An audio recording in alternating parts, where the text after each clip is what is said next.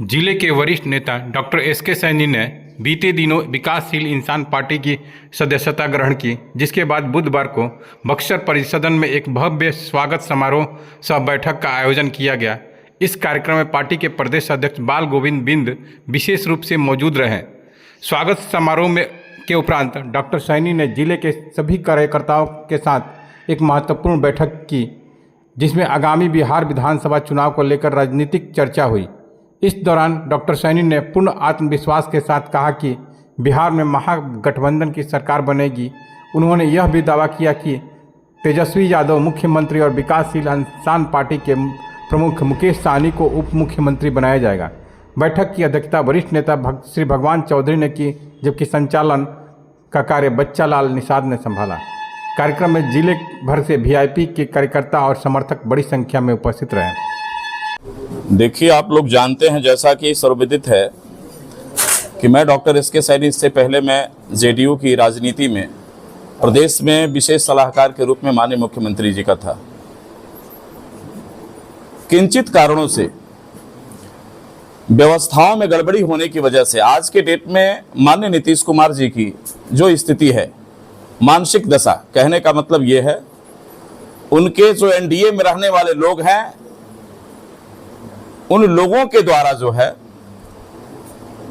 जैसे अभिमन्यु को महाभारत में चारों तरफ से घेर करके मारने की कोशिश की गई, उस तरह से माननीय मुख्यमंत्री नीतीश कुमार के साथ ऐसा हो रहा है। आगामी समय में बिहार में जो स्थिति है, माननीय मुख्यमंत्री घबरा गए हैं। मानसिक अस्वस्थता का हवाला भी लोग दे रहे हैं, जिसका प्रतिफल है कि बिहार में लॉ एंड ऑर्डर की स्थिति पूरी तरह से जो है चरमरा गई है। और आप देख रहे हैं, हम अब तो अभी बक्सर जिले में पहुंचे हैं।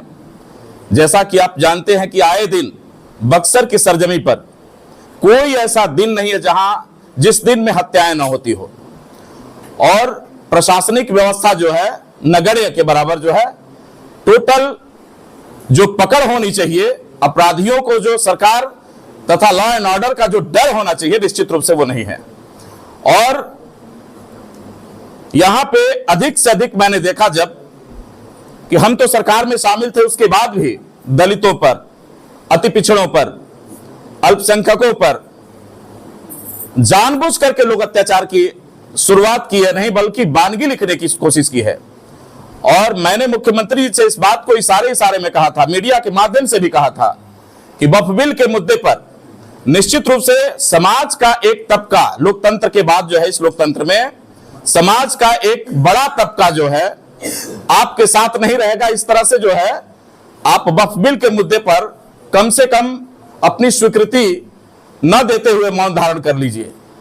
लेकिन इस बात पर उन्होंने जो है किसी तरह का कुछ आगे की रणनीति को न सोचते हुए वक्फ बिल के मुद्दे पर जो है पूरी तरह से सहमति देकर के उसको पास कराने का काम करने शुरू कर दिया। हालांकि मामला अभी सुप्रीम कोर्ट में लंबित है। बहुत ऐसी चीजें हैं, बहुत ऐसा कारण है। और बिहार में आज के डेट में हमने आपसे पहले भी बता दिया कि लॉ एंड ऑर्डर की स्थिति पूरी तरह से खराब है। जब तक ये सुधरती है, तब तक पता चलेगा कि माननीय मुख्यमंत्री जी बिहार से ही उनका सुधार हो गया। और उनके साथ जो रहने वाले लोग हैं, आपने देखा मुख्यमंत्री की कितनी वैकेंसी शुरू हो गई, और उस वैकेंसी को देखते हुए हमको अच्छा भी नहीं लगा।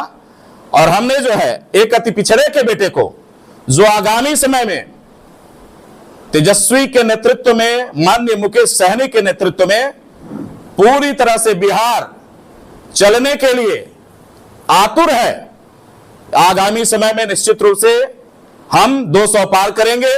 और बिहार में जो है, आपने देखा कि इससे पहले तेजस्वी महागठबंधन में साथ में जो है माननीय मुख्यमंत्री आए, तो रोजगार की बहार आ गई बिहार में।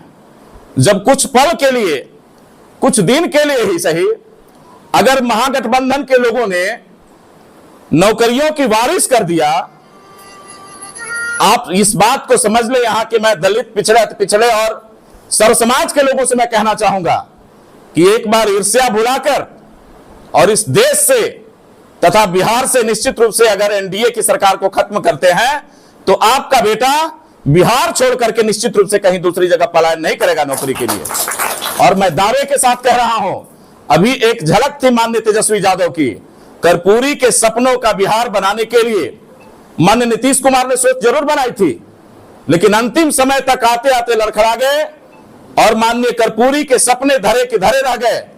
इस मसाल को लेकर के मैंने देखा था कि अति पिछड़े के बेटे हैं माननीय नीतीश कुमार भी, इसलिए साथ जाकर के कुछ करने कहने का मौका मिलेगा। लेकिन आगामी समय में आपने देखा कि आज के डेट में मानसिक दिवालियापन होने के बाद भी माननीय मुख्यमंत्री की स्थिति क्या है। इसलिए बिहार की जनता पूरी तरह से आमादा है दूसरे कर्पूरी के बेटे के रूप में। इस बिहार में माननीय मुकेश सहनी का आगमन हो गया है और आगामी समय में 200 पार तेजस्वी और मुकेश सहनी की सरकार ये पूरी तरह से स्थापित होने जा रही है। जैसा कि आप लोग भी देख रहे हैं कि मीडिया के बीच में भी अब तो मैं वीआईपी विकासशील इंसान पार्टी का एक सदस्य बन गया और निश्चित रूप से बिहार में घूम घूम करके दौरा होगा, लोगों को समझाने का काम किया जाएगा।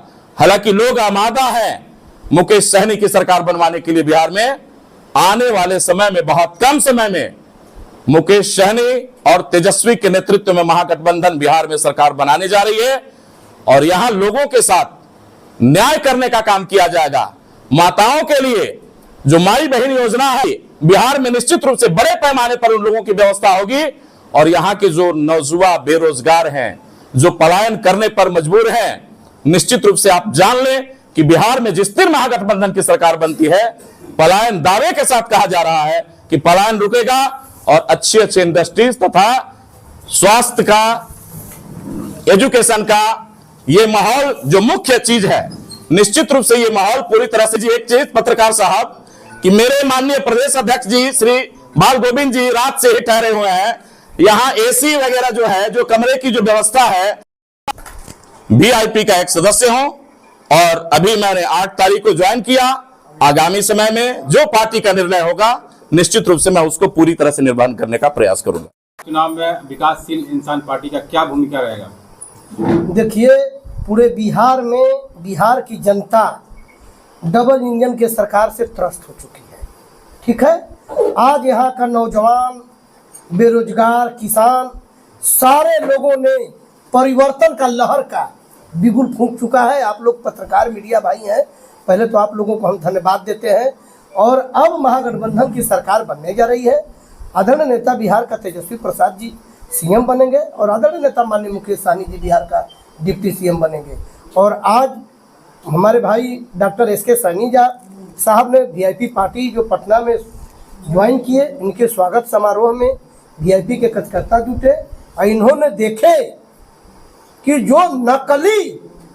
जो नकली अति पिछड़ा बने हुए हैं, ठीक है, उन लोगों का काम है कि शाहरुख खान का फोटो दिखाकर अमरीश पुरी का ब्याह कराना, यही उन लोगों का काम है।